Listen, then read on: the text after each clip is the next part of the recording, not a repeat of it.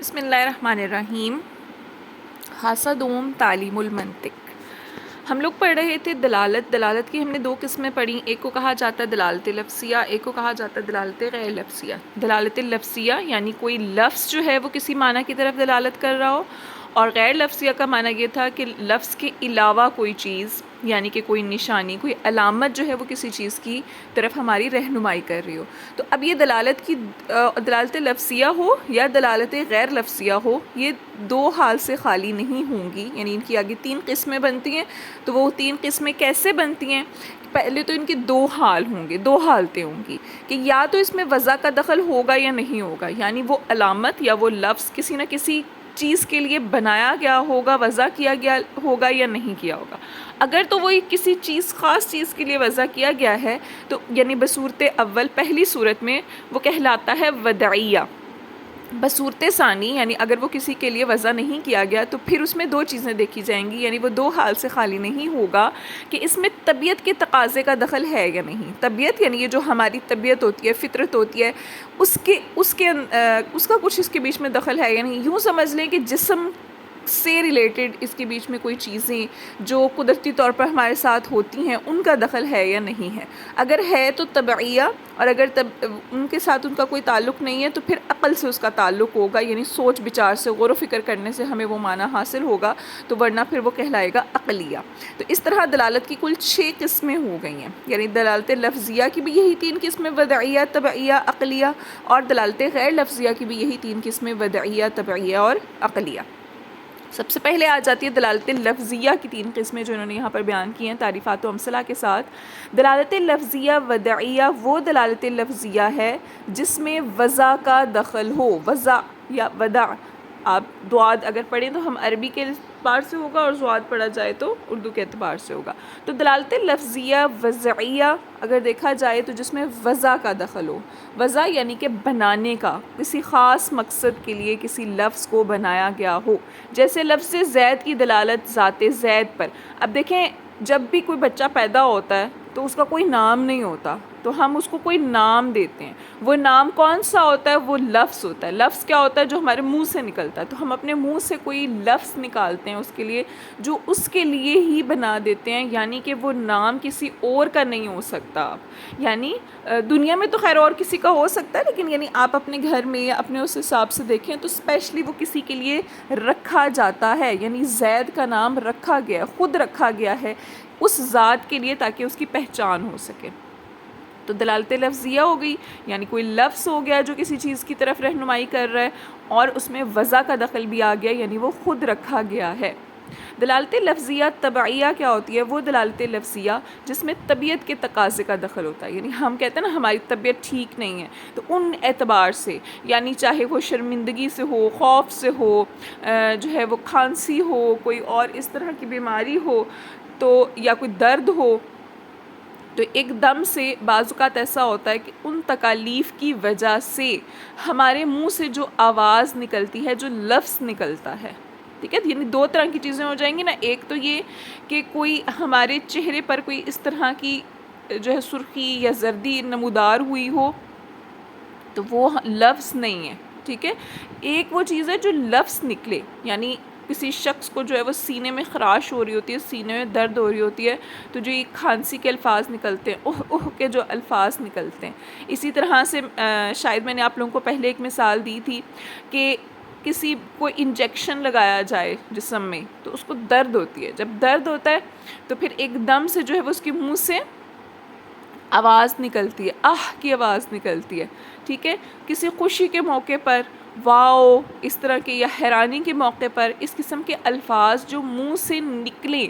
جو کہ ہماری طبیعت کے تقاضے کو بتا رہے ہوں، ہمارے جسم کے اندر جو تبدیلی ہو رہی ہے، جو درد ہو رہا ہے، جو خوف ہو رہا ہے، جو شرمندگی ہو رہی ہے، اس طرح کی وجہ سے کوئی الفاظ سامنے آ رہے ہوں تو اس کو کہا جاتا ہے دلالت لفظیہ، یعنی وہ لفظ ہوگا جو منہ سے نکلے گا لیکن ہوگا ہمارے جسم سے، طبیعت سے تعلق رکھنے والا۔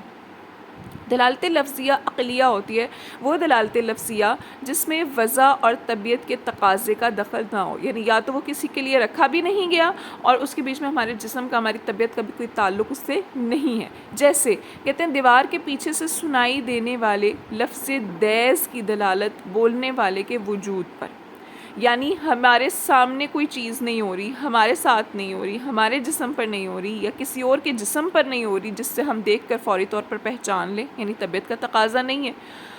اور وہ کہتے ہیں کہ اس میں وضع کا دخل بھی نہیں ہے، یعنی دیکھیں زید تو کسی کا نام ہو سکتا ہے لیکن زید کا الٹ کر دیں اور ہم بولیں دیس، تو وہ تو کسی کا نام نہیں ہوتا، وہ کسی کے لیے رکھا تو نہیں جاتا۔ تو کہتے ہیں دیوار سے پیچھے سے ہمیں آواز آ رہی ہے، ایک کوئی دیس بول رہا ہے، تو اس کا مطلب کیا ہے کہ جب وہ آواز ہمارے کانوں میں پڑتی ہے، یعنی وہ لفظ ہمارے کانوں میں پڑتے ہیں، تو فوری طور پر عقل جو ہے وہ سوچنے پر مجبور ہو جاتی ہے کہ یہ الفاظ، یہ جو لفظ ہے وہ کس نے بولا ہے۔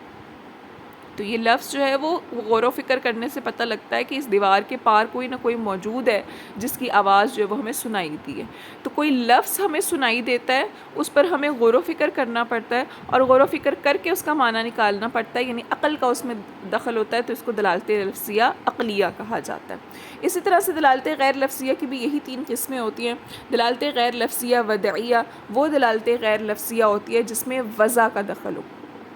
دیکھیے دلالت لفظیہ وضعیہ اور دلالت غیر لفظیہ وضعیہ میں ہم کیسے فرق کر سکتے ہیں؟ میں نے پہلے بھی آپ کو یہ چیز بتائی تھی کہ ہمارے منہ سے جو بھی لفظ نکلے گا وہ اگر کسی کا نام رکھا جائے، وہ اگر کسی کے لیے جو ہے وہ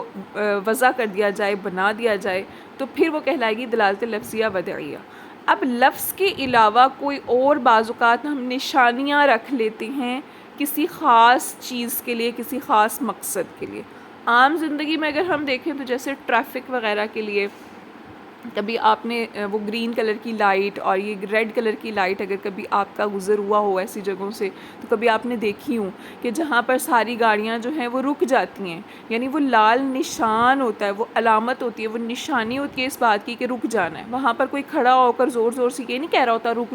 جاؤ کہ الفاظ لفظ نہیں بول رہا ہوتا، بلکہ کیا کر رہا ہوتا ہے، وہ ایک نشانی ہمارے سامنے ظاہر ہو رہی ہوتی ہے، یعنی منہ سے وہ چیز نہیں نکل رہی، منہ سے نکلنے کے علاوہ، لفظ کے علاوہ کوئی بھی ایسی چیز، کوئی بھی ایسی نشانی جو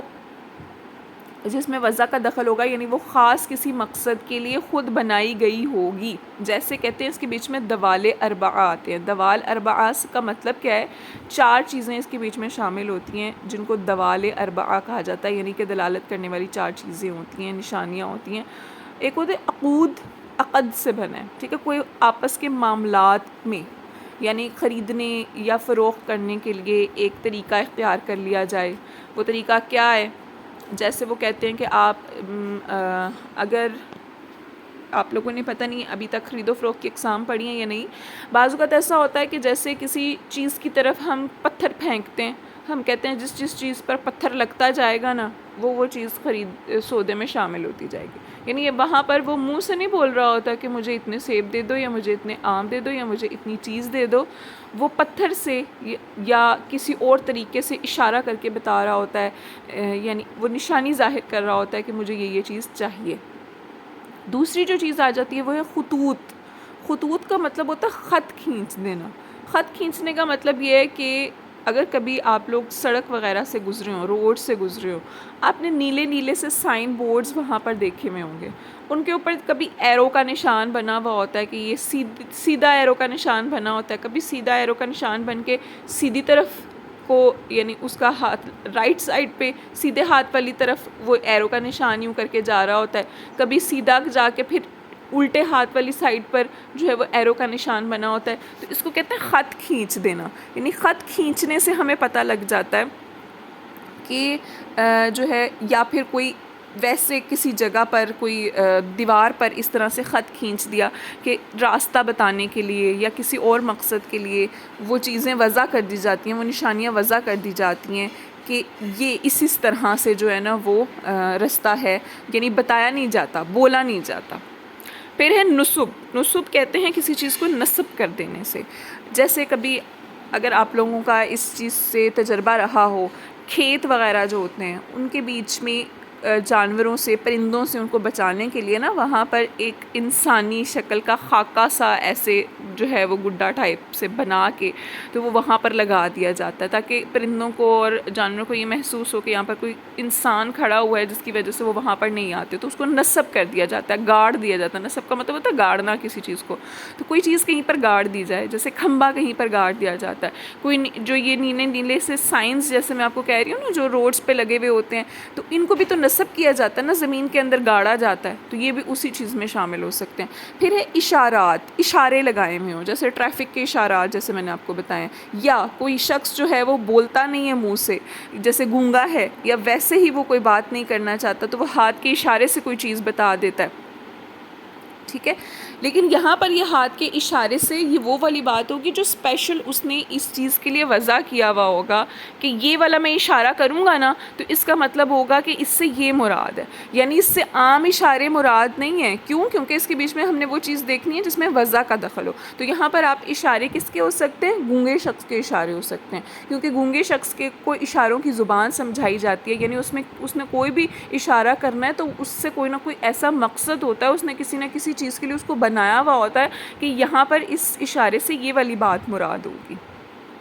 اس سے مراد عام نہیں ہے کہ کوئی شخص بیٹھا ہو آپ اس سے بات پوچھیں اور وہ اشارہ کر دے کہ وہ اس جگہ پہ ہے، ایسا نہیں ہے، ٹھیک ہے۔ یہ وہ اشارہ جو اسپیشل ہاتھ کے اشارے سے یا منہ کے یا سر کے اشارہ اس نے کوئی ایسا رکھا ہوا ہو جس سے کوئی خاص چیز مراد ہوتی ہو۔